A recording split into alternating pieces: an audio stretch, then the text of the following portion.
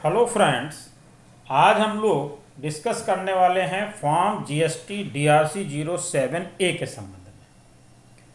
इससे पहले मैंने डीआरसी से संबंधित DRC 01, DRC 02, DRC 03, DRC 04, DRC 05, DRC 06, DRC 07 यहाँ तक के फॉर्म अपलोड किए हैं। उसी के साथ मैंने डीआरसी 01A भी अपलोड किया है।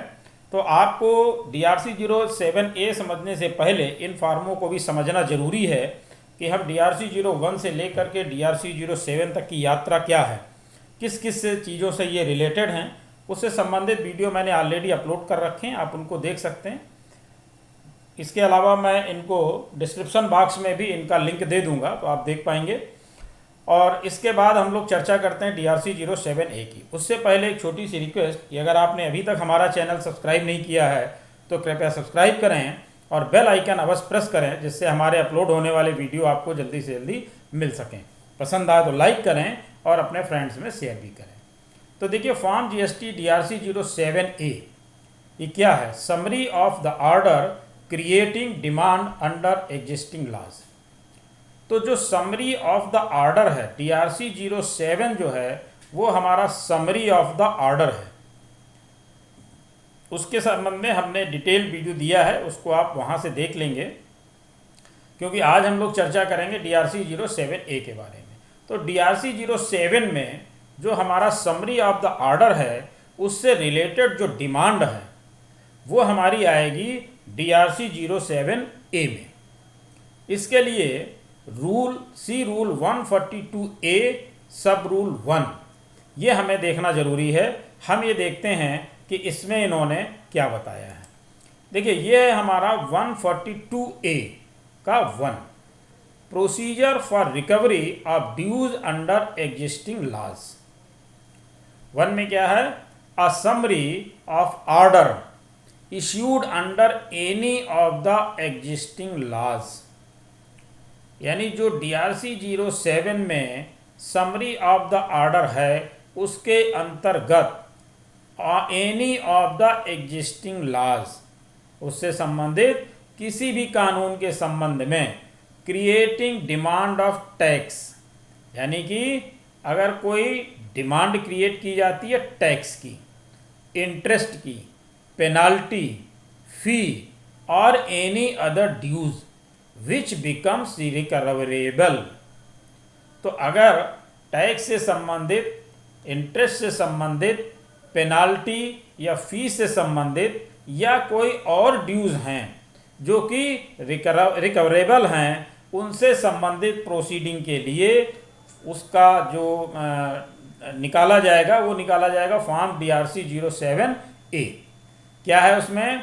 Consequent to proceedings launched under the existing laws before, on or after the appointed day shall, unless recovered under that law, be recovered under the act and may be uploaded in form GST DRC 07A। यानी उसे form GST DRC 07A में upload किया जाएगा। कैसे upload किया जाएगा?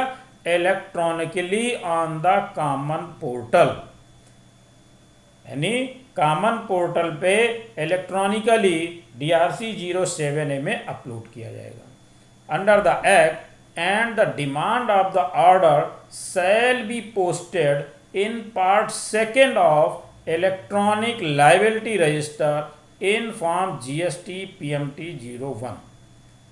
यानी कि पोर्टल पे जो हमारा इलेक्ट्रॉनिक लायबिलिटी रजिस्टर है फॉर्म जीएसटी पीएमटी 01, उसके 2nd पार्ट में ये डिमांड दर्शाई जाएगी।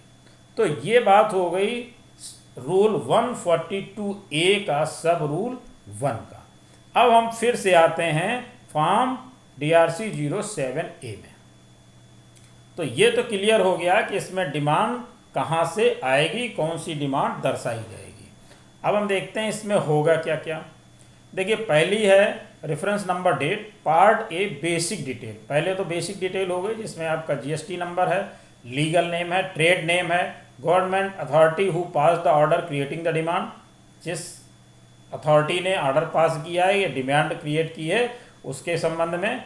इसके बाद old registration number, jurisdiction under earlier law, act under which demand has been created, यानी जिस एक्ट के अंतर्गत डिमांड क्रिएट की गई है वो सीरियल नंबर 7 में आएगा।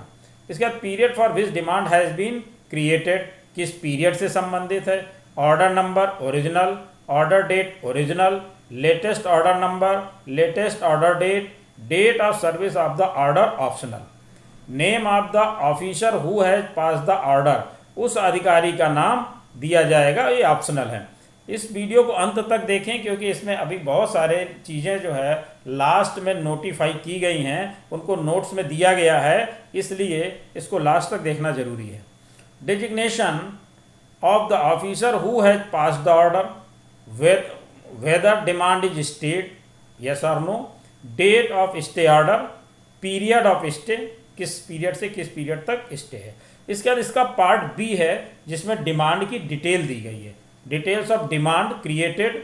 अब इसमें क्या है, किस एक्ट के अंतर्गत है, CGST में है या SGST में है, इसके बाद टैक्स कितना है, इंटरेस्ट कितना है, पेनाल्टी, फीस, अदर, टोटल, ये CGST और SGST का अलग अलग इसमें बाइफरकेशन करके दिया जाएगा।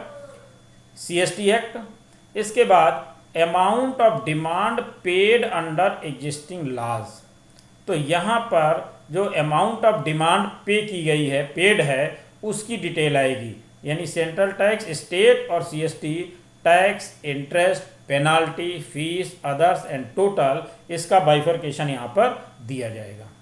इसके बाद हम देखते हैं balance amount of demand propose to be recovered under GST laws, ये ऑटो पॉपुलेटेड होगा। तो यहाँ पर आपकी बैलेंस अमाउंट जो कि डिमांड प्रपोज्ड है वो शो करी जाएगी। उसमें क्या क्या होगा, एक्ट दिया है, इसके बाद tax, interest, penalty, fee, others and total, यहाँ पर भी पूरा बाइफरकेशन दिया जाएगा, ये ऑटो पॉपुलेटेड होगा। इसके बाद हम देखते हैं इसके note, in case of demands relating to short payment of tax declared in return, अगर रिटर्न में कोई शॉर्ट पेमेंट टैक्स का किया गया, acknowledgement, reference number of the return में बी मेंशन्ड, यानी यहाँ पर उसकी डिटेल मेंशन की जा सकती है। Only recoverable demand shall be posted for recovery under GST laws, ऊपर जो मैंने दिखाया उसमें था ओनली रिकवरेबल डिमांड्स का अलग कॉलम है, shall be posted for recovery under GST laws. Once a demand has been created through form GST DRC 07A and the status of the demand changes subsequently, the status may be amended through form GST DRC 08A, यानी कि जो demand आपकी DRC 07A में create होगी उसमें अगर कोई amendment होना है या किया गया है या किया जाएगा तो वो आएगा आपका फॉर्म GST DRC 08A में। Demand paid up to the date of uploading the summary of the order should only be mentioned in table 20.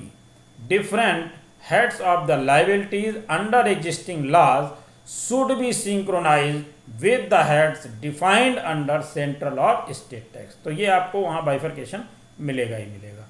Latest order numbers means the last order passed by the relevant authority for the particular demand.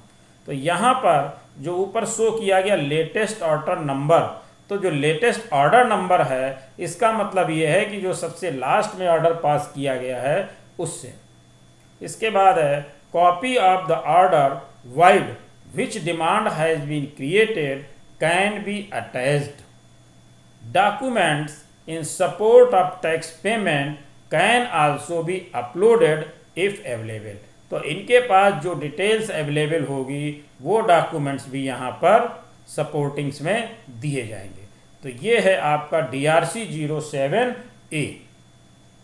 तो ये पूरा DRC 07A जो मैंने आपको बताया, तो इसमें जो आपकी टैक्स क्रिएट होगा, जो टैक्स क्रिएट होगा वो डिमांड जो क्रिएट होगी वो आपको टैक्स इंटरेस्ट, पेनाल्टी, फीस या जो भी है वो आपको यहाँ पर जमा करना है और उससे संबंधित पूरी बाइफरकेशन, पूरी डिटेल आपको यहाँ पर दी जाएगी कि उसमें क्या क्या चीज़ें हैं, कहाँ से वो डिमांड आई है और आपके पास अब डिमांड कितनी बैलेंस है, वो सारा का सारा यहाँ पर डिटेल दिया जाएगा। तो मेरा ख्याल है इससे संबंधित जानकारी लगभग मैंने दे दी है। Thank you.